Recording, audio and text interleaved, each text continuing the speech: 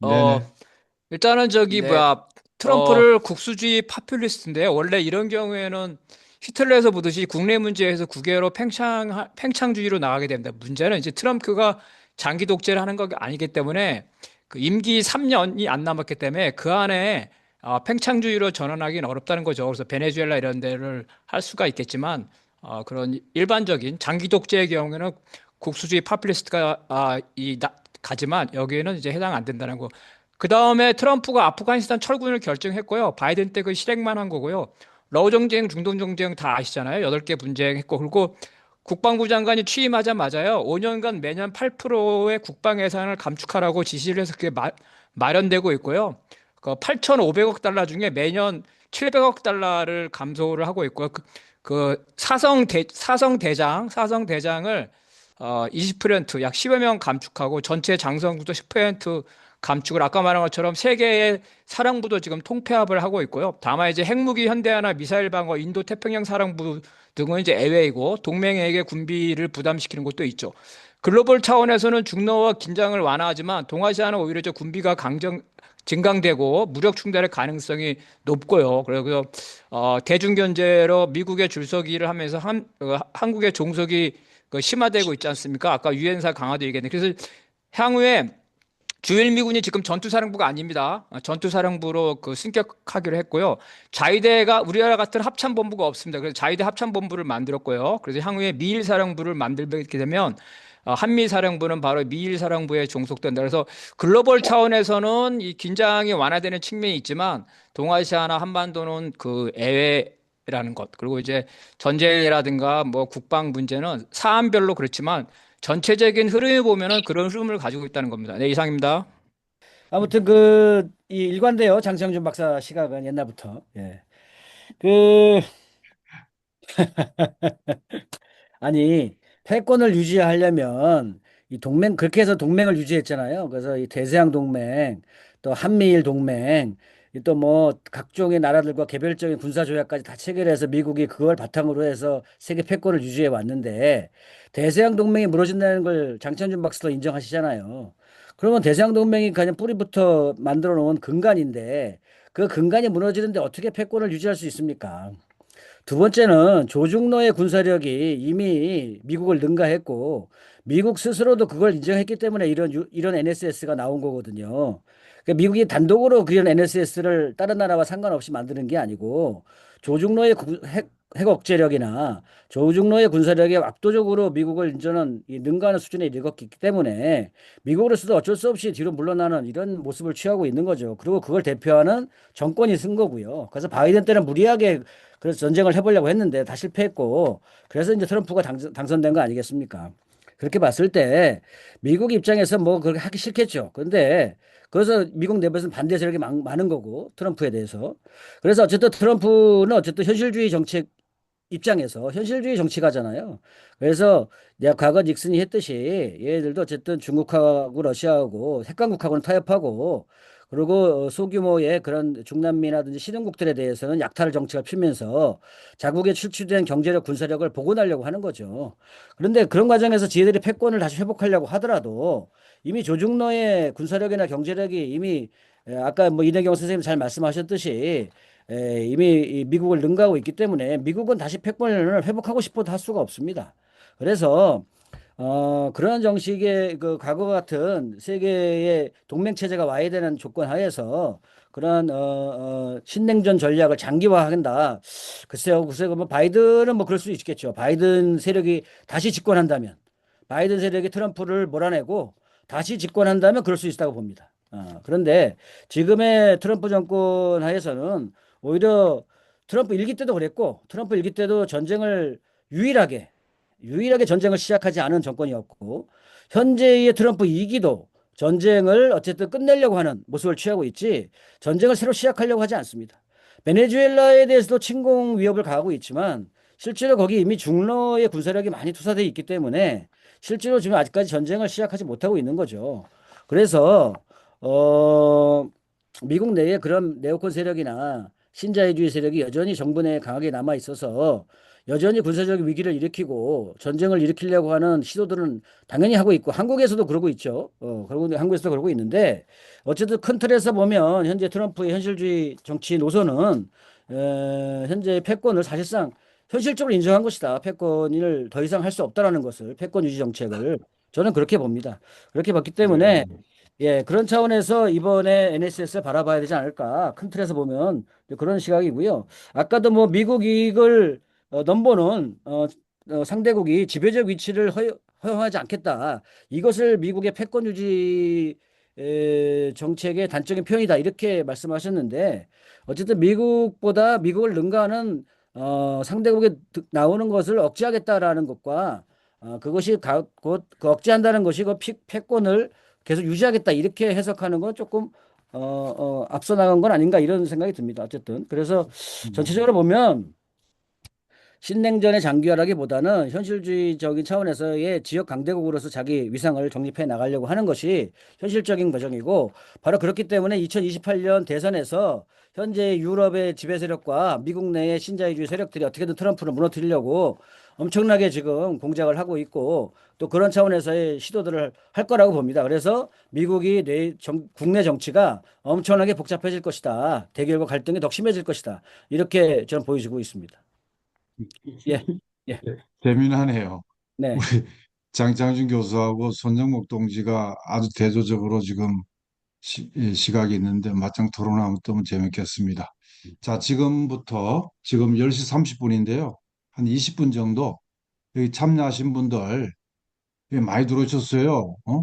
최기업 선배 들어오시고 여기 기아자동차 이종대 뭐 쭉 돌았는데 이광교 동지도 들어오고 지금 다 얼굴 좀 보여주십시오. 한 말씀씩 하고 싶은 사람 특히 얼굴 보여주고 그 사이에 제가 한 말씀 드리면은 중국하고 러시아는 이제 공식 논평을 했습니다.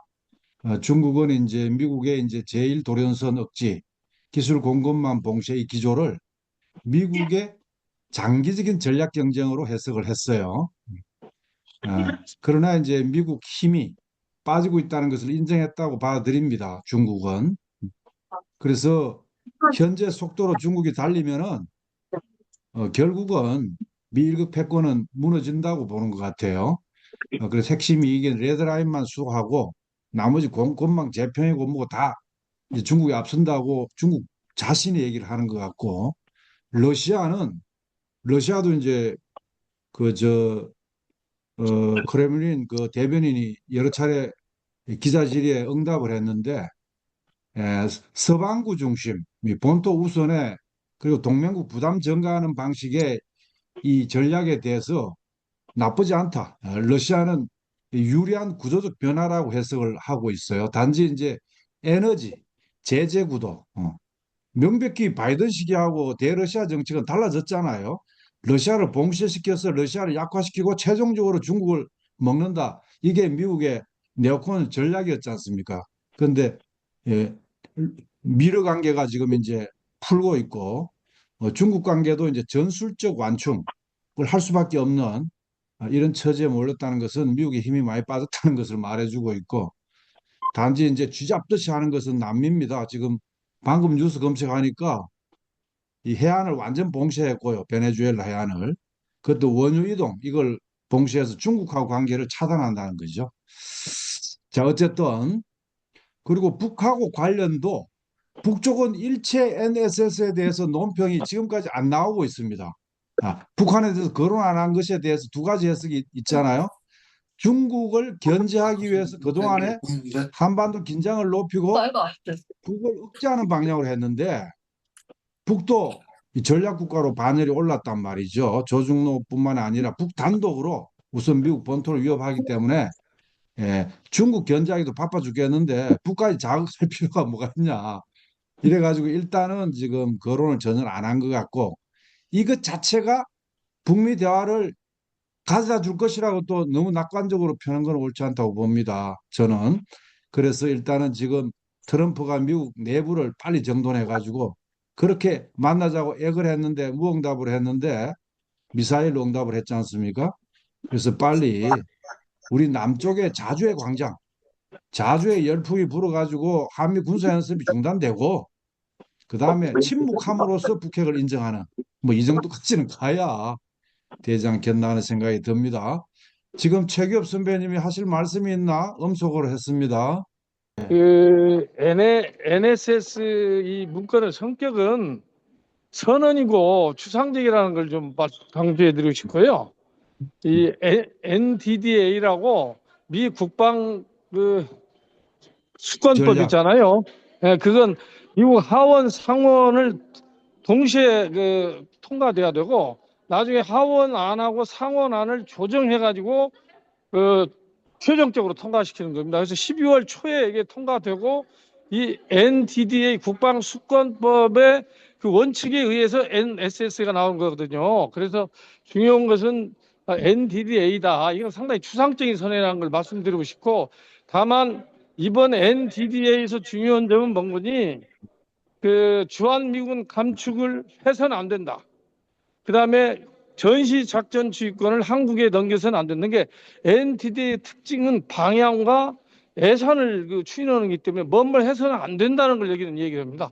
뭔 해야 된다는 것보다는 뭔 해서는 안 된다. 왜냐하면 예산을 해야 되기 때문에 이걸 좀 강조드리고 싶고, 그래서 이게 이 여러 가지 현대화 전략하면서 작전 지휘권을 줄 것이다 이런 얘기를 말씀하시는데 그건 상당히 낭만적인 거고 또 팩트도 아니다 말씀드리고 싶고, 두 번째는 이번 한미 팩트 시트에 분명히 그 북한 핵 폐기를 얘기하고 있습니다. 한반도 핵 폐기도 아니고 북한 핵 폐기를 분명히 한미 팩트 시트에 얘기하고 있어요. 다만 중요한 건 NDDA나 NSS도 북한 핵에 대해서 언급이 없는 건 맞아요. 내가 볼 때는 외교적인 걸라고 보고요. 지금 북에서는 제가 알기로는 핵을 인정하지도 말고 핵을 폐결하고 하지도 말고 핵에 대해서 언급을 하지 마라. 그러면 만나는 줄 수 있다. 이게 제가 아는 북 입장입니다.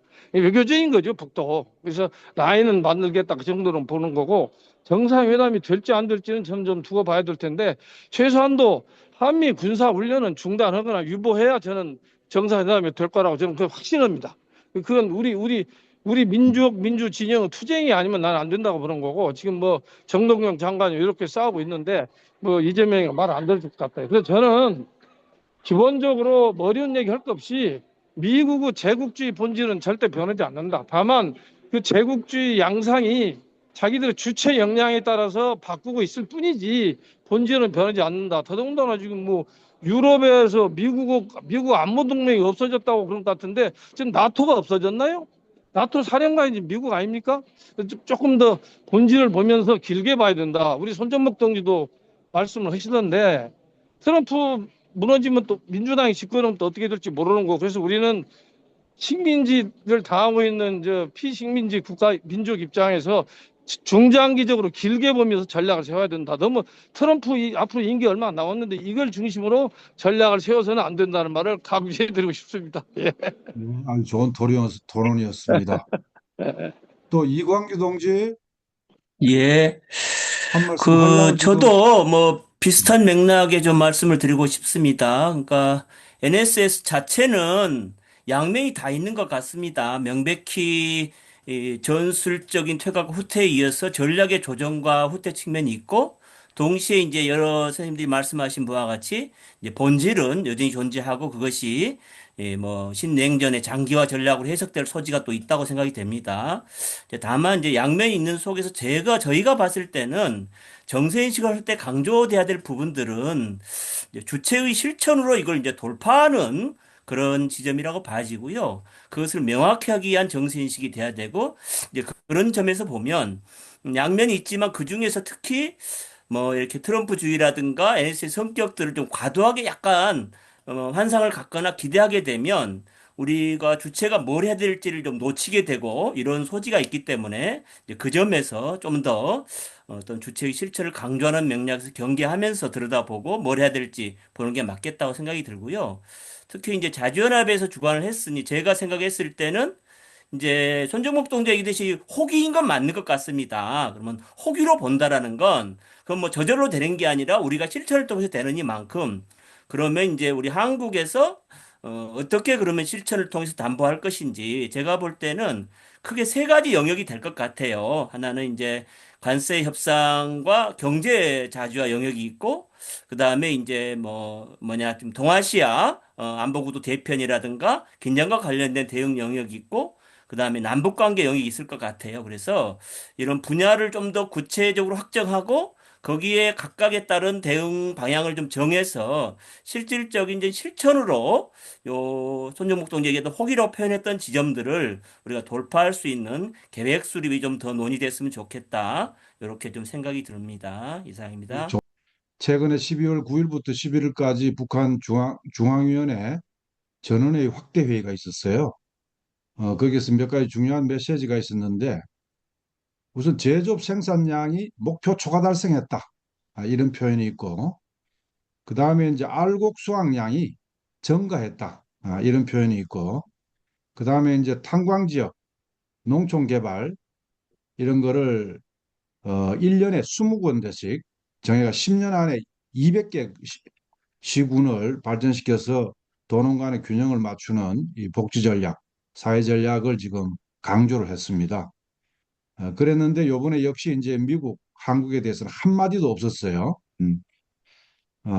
그러면서 이제 북러 군사협력 뿐만 아니라 과학기술 전면적 협력을 강조를 했습니다. 네. 출병을 해가지고 그것을 이제 은근히 얘기를 하면서 중국 얘기는 안 했습니다만은 북러 관계를 얘기를 하면서 한미일 동맹, 예, 대중국 견제, 대러 봉쇄 차원의 한미일 군사협력 까부로 봐야 소용없다 하는 것을 메시지 삼아 이렇게 던지는 이런 걸 읽을 수가 있습니다. 제가 짤막하게 그 의미를 오늘 작성해 가지고 우리 자주연합 상집방에는 공유하고 있는데 조금 따듬어 가지고 여러분들이 볼 수 있도록 했으면 좋겠고 1월 중하순에 9차 당대회가 있습니다. 5년마다 옛날에는 뭐 10년마다 30년에 한 번 했는데 지금 5년 만에 다시 9차 요번에 이제 5개년 계획이 완료가 되거든요. 그래서 새로운 발전 단계로 전환하는 이런 당대가 있을 것 같고 그 당대에서 과연 미국과 남쪽에 대해서 어떤 입장 발표를 할 것인지가 귀추의 주목을 받고 있습니다. 예, 그 NSS는 미국의 국가 안보 전략인데 저는 이게 국가 안보 전략이라고 얘기를 하고 있지만은 저는 가장 밑바닥에 깔고 있는 게 경제 문제다. 음, 미국의 이제 경제 패권을 어떻게 가져갈 거냐 여기 이 부분이 중요하게 깔고 있다라고 저는 보고 있고요. 그리고 이제 미국이 그 유럽을 왜 점점 그 손을 떼려고 하냐, 손을 놀라고 하냐. 저는 그 전 세계적으로 유럽이 경제적인 위치가 많이 약화가 되고 있다. 음, 그리고 이 미국이랑 중국이랑 경제적인 대립이 격화가 되고 있다. 그리고 앞으로의 이 패권 경쟁은 미중이 간에 벌어지는데 그 중에서도 경제 전쟁이 군사 전쟁도 같이 연결돼 있다. 이런 관점에서 좀 보는 게 필요하다는 생각이 들고요. 그리고 저는 좀 개인적으로 이 장창준 선생님 말씀에 상당 부분이 많이 공감을 좀 했어요. 공감을 했고 그리고 일단은 이번에 발표된 NSS를 보면은 이 미국이 이제 중국 견제에 되게 초점을 많이 두고 있다. 근데 우리 입장에서 봤을 때는 이 대중 견제를 하는데 어느 때보다도 한국이 많이 동원이 되고 있다. 지난번에 미국과의 협상에서 뭐 경제적으로 뭐 많이 내준 것도 있지만은 핵잠수함 이런 거 중국 견제를 하기 위해서 뭐 이재명 대통령이 달라고 했지만은 저는 그게 이재명 대통령이 달라고 해서 준 거냐. 저는 미국의 어떤 전략 의도가 많이 포함되어 있는 거다. 우리나라의 의도보다는. 그리고 그런 속에서 이 핵잠수함 때문에 우리가 앞으로 시간이 지날수록 더 미국한테 종속이 될 여지가 상당히 많이 있다. 그런 게 좀 우려스럽다고 보고요. 그리고 그래서 그러면 우리는 어떤 관점에서 봐야 되냐? 이번 NSS에서 북한 문제가 언급이 안 된 게 왜 언급을 안 했냐? 저는 몇 가지로 해석해 볼 수 있다고 봐요. 이게 실질적으로 북한이 그 미국한테 미치는 위협도가 높지 않다고 저는 평가도 해볼 수 있다고 보고요. 그리고 그 네. 이 직접적인 이해관계가 비중이 떨어지고 있다. 그런 측면도 있고 그리고 또 내년에 트럼프가 중국을 방문을 할 예정인데 그 방문을 전후해서 저는 그 북미 대화 가능성이 절반 이상이라고 봅니다. 그리고 그 중장기적으로 중국을 견제를 하는 데는 러시아랑 북한은 미국이 활용할 수 있는 여지가 저는 여전히 있는 국가다. 그렇기 때문에 러시아랑 이 북한이랑은 이렇게 조심스럽게 미국에서 앞으로 저는 대통령이 바꾸더라도 정부가 바뀌더라도 저는 그런 쪽으로 접근이 될 거라고 보고 그리고 특히 러시아와의 관계에서는 앞으로 그 북극 항로의 문제가 있기 때문에 미국에서는 전략적으로 러시아랑 관계를 풀어갈 거다. 이렇게 대립되는 관계보다는 풀어갈 거다라고 저는 이 정보에 관계없이 그렇게 보고요. 그리고 그러면 이런 관계 속에서 우리 그 진보 진영은 어떤 대응을 해야 되느냐 그런 측면에서 좀 간단히 말씀을 좀 드리면요. 저는 지난번에 미국이랑 협상한 팩트시트 그거를 그 반대하는 운동 그리고 거부하는 운동, 그게 반대 운동이나 거부 운동 한다고 하더라도 그거를 실현시키기는 어려울 거라고 봐요. 그렇지만은 국민들한테 그 문제 제기를 좀 최대한 강력히 하면서 그리고 핵잠수함 이것도 문제 제기를 하고 그리고 우리가 그 미국과의 동맹 이런 부분들을 줄여가고 앞으로 동맹을 끊을 수 있는 쪽으로 그리고 주한미군을 철수시켜 나갈 수 있는 쪽으로 그런 쪽으로 하면서 이 평화협정 체결이라든지 그 북미 그 남북한 그 불가침 조약이라든지 이런 북한에서 정말 우리가 침략을 당하지 안 할 수 있다는 그런 어떤 그 시스템을 만들면서 남북 간의 어떤 거를 풀어갈 수 있도록 그렇게 우리가 좀 주도적으로 좀 해야 된다. 그리고 저는 이 손정목 부원장님이 말씀하신 지금이 좋은 기회이다. 저는 아주 좋은 기회라고 봅니다. 그리고 모든 사람이 인정했듯이 미국의 힘은 약화가 되고 있다. 근데 그럼 미국이 패권을 지금 포기하고 있느냐? 저는 포기하고 있다고 저는 생각을 안 씁니다.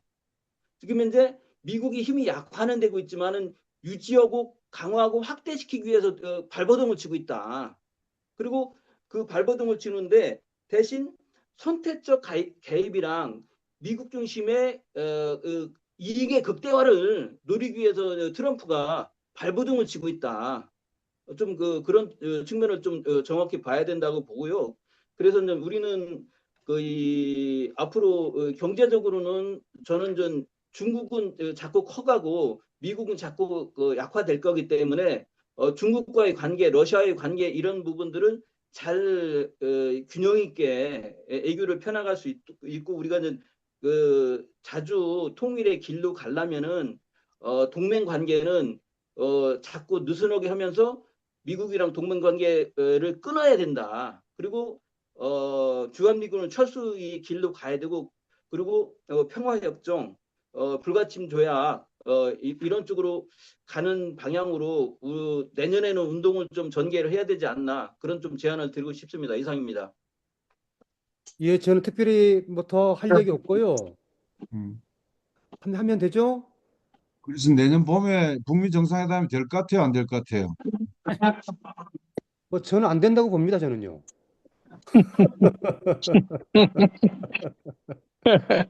예, 오늘 초대해 주셔서 감사합니다. 오늘 좋은 토론이었습니다. 장창준 박사 없었으면은 재미가 없었을 것 같은데 재미난 토론이었습니다. 김장민 박사도 네, 미국이 그 중로를 견제하려면요, 북에 대한 적대적 관계가 장기적으로 필요하기 때문에 북미 간의 외교적 해결은 사실상 불가능하다는 것을 북미 최고 지도자들은 이미 알고 있다고 봅니다. 결국은 북미 관계는 북의 핵을 기반으로 해서 무장 평화가 될 수밖에 없고요. 북미 대화는 이러한 긴장을 관리하는 차원에서 수준에 머물 거다. 그래서 현재 조선이 중로와 연대하면서 군사적 경제적 이익이 너무 많죠. 그래서 미국이 중로를 압박하는 한 조선은 중로를 의식해서 이러한 북중로 연대전선에 이탈할 수가 없죠. 그래서 북미 회담에 소극적이고요. 향후 미국이 미중 분업을 복원하고 또 러우 전쟁이 마무리될 때 중로는 이제 그 조선 대신에 미국에 접근하면서 북중로 연대가 이완될 텐데 이때 조선도 미국의 대화에 나설 거다. 그래서 북중로 연대가 강화될, 다시 말해서 미국이 중로를 압박하는 동안은 조선이 미국과 대화를 하지 않을 거라 보고요. 관세 협상 관련돼서는 내년에 200억 달러를 정부가 지출할 때 경제적 충격이 올 것이고 내년 11월 이후에 중간선거에서 트럼프가 레임덕이 올 가능성이 많은데 우리 이미 광우병 투쟁을 해본 경험이 있기 때문에 바로 그럴 때 우리한테 내년 하반기에 전국민적인 저항으로 이러한 그 관세, 대미 투자를 철회할 수 있는 그러한 투쟁을 우리가 할 수 있다 이렇게 생각합니다. 네, 이상입니다. 예, 손정목 동지. 예, 뭐 어쨌든 우리가 후기니까요. 열심히 잘 싸운 게 중요하다고 봅니다. 어쨌든 내년 1월 달에 현재 뭐 여기저기서도 1월 달에 한미연합 훈련 중단 조치를 이게 사실 돼야지 내년 3월에 한미연합 훈련이 중단이 되는 거니까 한미연합 훈련을 중단시키기 위해서 정말 총력을 모아서 같이 싸워나가는 과정이 필요하지 않을까 생각이 듭니다. 그렇게 된다면 뭐 어쨌든 길이 또 한번 열리고 상황을 좀 지켜보면서 같이 더 토론하시죠. 네, 네, 감사합니다. 네, 네. 네. 저 이내길 선배님, 음소거 해주시고, 음소거. 소리 안 들려요. 제일 밑에 예, 오케이. 한 뭐 두세 가지 얘기하겠습니다. 북미 관계를 자꾸 얘기하는데요. 이미 미국은 북한에 대해서 레버리지를 상실했죠. 에, 하노이 이후에 사실 북한이 미국에 필요했다는 것은 북한이 국제사회로 나오는 모든 출구를 차단할 수 있는 힘이 있었기 때문에 미국과 대화가 필요했는데 이미 미국이 그러한 힘을 잃어버렸거든요. 그래서 북한은 에, 국제사회에 나오는 그 출구가 이미 미국이 아니고 러시아, 중국, 베트남, 뭐 인도네시아에서 다양하게 열렸고 그걸 배제할 미국의 힘이 없기 때문에 북미 관계는 북한이 카드를 쥐고 꽃감 빼먹듯이 빼먹는 수준으로 가지. 뭐, 몸다는 건 미국이고, 북미 관계에 우리가 그렇게 뭐 미련을 둬야 될 생각은 없다고 봅니다. 남쪽 입장에서 보면은 북쪽과 관계를 개선하기 위해서는 미국보다는 에, 러시아나 중국이 훨씬 더 중요하다고 생각하고요. 두 번째는 뭐 서반부는 서반부지만 일본의 움직임이 대단히 위험합니다. 그래서 그 동아시아에 있어서 일본이 지금 이제 대만 문제를 건드린 거가 그뭐 다카이치의 실수인지 미국이 시킨 어떤 의도적인 적인 건지 분명하지 않은데 뭐 두 가지 양수를 다 썼을 수도 있는데 여차지해도 동북아에서 가장 위험한 요인이 일본이기 때문에 일본을 예의주시해야 된다는 생각을 갖고 있고요. 마지막으로 우리가 미국을 어떻게 대할 거냐. 이걸 단순히 뭐 반미구호를 좀 넘어서야 되지 않느냐. 지금 뭐 종속적이고 편입적이고 의존적인 관계를 벗어나는 건 맞는데 그것을 새로운 방식의 관리 방식으로 전환하는 게 맞지. 일방적인 반미도 하나의 우리 선택지지만 반미를 넘어선 활미, 용미의 어떤 새로운 관리 전략과 전술이 좀 필요하지 않느냐 하는 생각이 듭니다. 예. 고승호 박사님, 예, 제 말씀 드립니까? 한 말씀 좋은 하세요. 말씀들 많이 들었고요. 역시 우리가 이제 국제 정세를 이제 살피는 게 결국에는 우리 자주를 어떻게 할 것인가라는 방법론과 이론을 이제 모색하기 위한 하나의 과정이라고 봐지는데, 그래서 우리가 지금 통일운동이 말이죠. 70년대부터 이제 저도 좀 지켜본 입장이었습니다만은 이 방법론이 좀 구태의연한 것 같아요, 여전히. 그래서 우리가 지금 70년대보다는 민주화 공간도 많이 좀 확대됐기 때문에 우리의 이론과 방법론도 어떻게 보면 이 시대 상황에 좀 맞게 해야 되겠다. 그러니까 우리가 이제 예를 들어서 통일운동은 과거에는 국보법이 이제 굉장한 것이 저해 요인이었었는데 지금은 예를 들어 조금 많이 완화됐다는 측면. 그리고 이제 우리가 이제 표현의 자유라든지 그런 부분도 좀 상당히 좀 완화됐다는 점에서 우리가 지금 통일운동 진영이 좀 더 대중 속에 파고 들어가서 그리고 이제 우리가 궁극적으로 자주를 어떻게 달성할 것인가. 그러니까 우리가 지금 주체적으로 어떤 역량으로 어떻게 실천할 것인가에 대해서 좀 더 우리가 진지해야 될 것이고 결국에는 이제 그런 부분에 유연을 좀 넓혀가는 것이라 넓혀야 될 필요가 있다고 생각하는 것인데 그러니까 이런 부분에 결국에는 반미 담론이 모두의 이익이 되더라. 어?